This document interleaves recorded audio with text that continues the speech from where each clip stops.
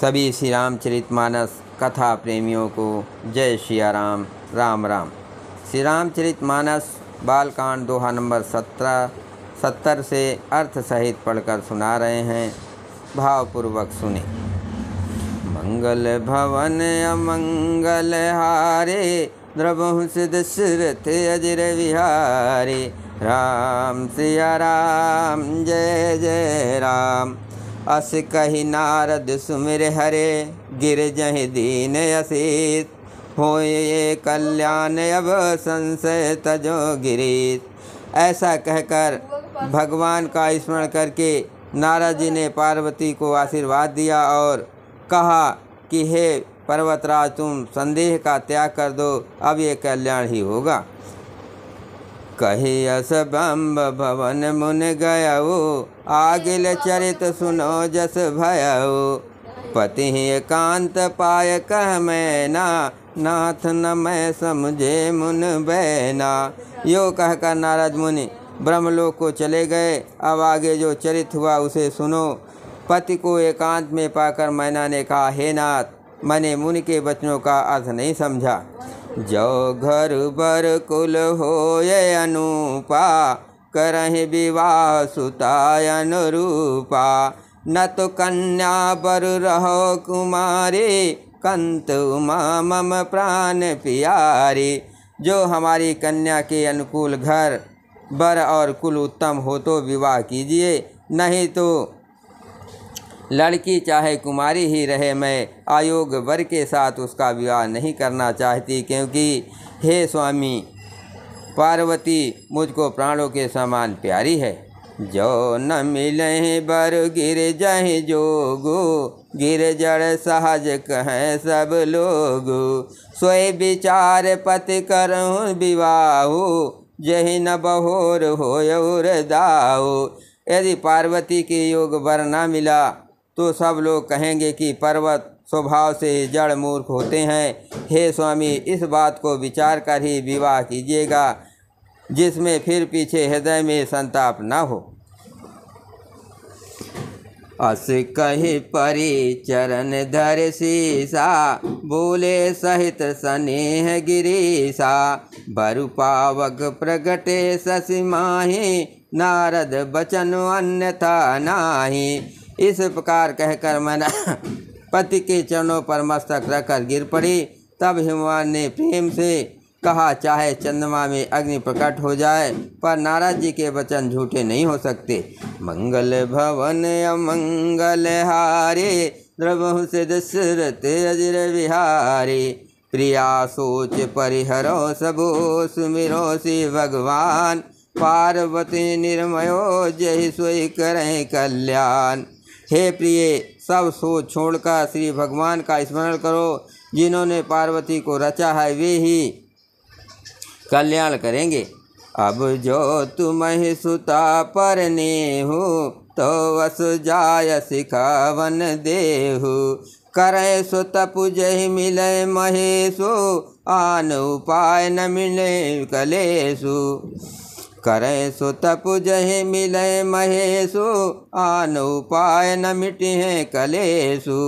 अब यदि तुम्हें कन्या पर प्रेम है तो जाकर उसे ये शिक्षा दो कि वो ऐसा तप करे जिससे शिव जी मिल जाएं। दूसरे उपाय से ये क्लेश नहीं मिटेगा। नारद बचन सा गर्भ सहेतु, सुंदर सब गुण निधि वृष केतु। अस विचार तुम तजहु आशंका, सबहि भात शंकर हूँ अलंका।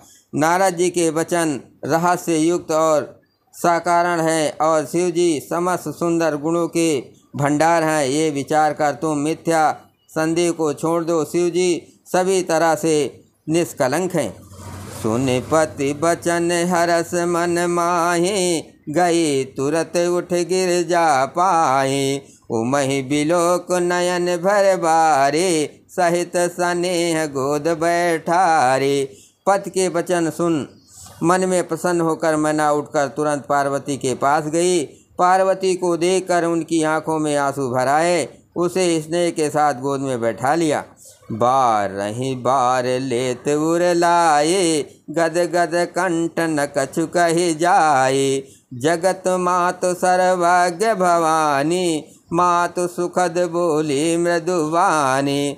फिर बार बार उसे हृदय से लगाने लगी। प्रेम से मैना का गला भराया, कुछ कहा नहीं जाता। जगजननी भवानी जी तो सर्वज्ञ ठहरी। माता के मन की दशा को जानकर वे माता को सुख देने वाली कोमल वाणी से बोली, सुनहि मातु मैं देख यस सपन सुनावहु तोय। सुंदर गौर सुविप्रवर यस उपदेशो मोय। माँ सुन, मैं तुझे सुनाती हूँ। मैंने ऐसा स्वप्न देखा है कि मुझे एक सुंदर गौरवर्ण शेष ब्राह्मण ने एक ऐसा उपदेश दिया है। करहि जाय तपु शैल कुमारे, नारद कहा सो सात विचारे। मातु पितय पुण्य मत भावा, तपु सुख प्रद दुख दोष नसावा। हे पार्वती, नारद जी ने जो कहा उसे सत्य समझकर तू जाकर तप कर। फिर ये बात तेरे माता पिता को भी अच्छी लगी है। तप सुख देने वाला और दुख दोष का नाश करने वाला है। तप बल रचय प्रपंच विधाता, तप बल विष्णु सकल जगताता। तप बल शंभु करे संघारा, तप बल शेष धरे मही भारा। तप के बल से ही ब्रह्मा संसार को रचते हैं और तप के बल से ही विष्णु सारे जगत का पालन करते हैं। तप के बल से ही शंभु रुद्र रूप से जगत का संहार करते हैं और तप के बल से ही शेष जी पृथ्वी का भार धारण करते हैं। तप आधार सब श्रेष्ठ भवानी, करहि जाय तपु अस जिय जानी। सुनत बचन बिस्मत महतारी, सपन सुनायो गिरहि अकारी। हे भवानी, सारी शेष तप के ही आधार पर है, ऐसा जी में जानकर तू जाकर तप कर।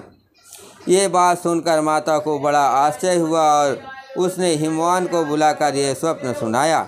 मातु पिता ही बहुविध समझाए, चली उमा तप हित हर साई। प्रिय परिवार पिता अरु माता, भय बिकल मुख आओ न बाता। माता पिता को बहुत तरह से समझाकर बड़े हर्ष के साथ पार्वती जी तप करने के लिए चली। प्यारे कुटुंबी पिता और माता सब व्याकुल हो गए, किसी के मुंह से बात नहीं निकलती। मंगल भवन अमंगल हारे, प्रभु से दशरथ अजर विहारे। वेद सिरा मुनि आय तब सबय कहा समझाय। पार्वती महिमा सुनत रहे प्रबोधहि पाय।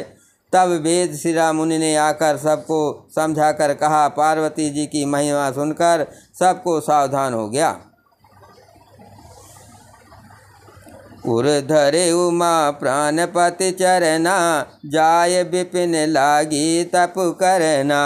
अति सुकुमार न तनु तप जोगो, पति पद सुमिर तजो सब भोगो। प्राण पति शिव जी के चरणों को हृदय में धारण करके पार्वती जी वन में जाकर तप करने लगी। पार्वती जी का अत्यंत सुकुमार शरीर तप के योग्य नहीं था, तो भी पति के चरणों का स्मरण करके उन्होंने सब भोगों को तज दिया।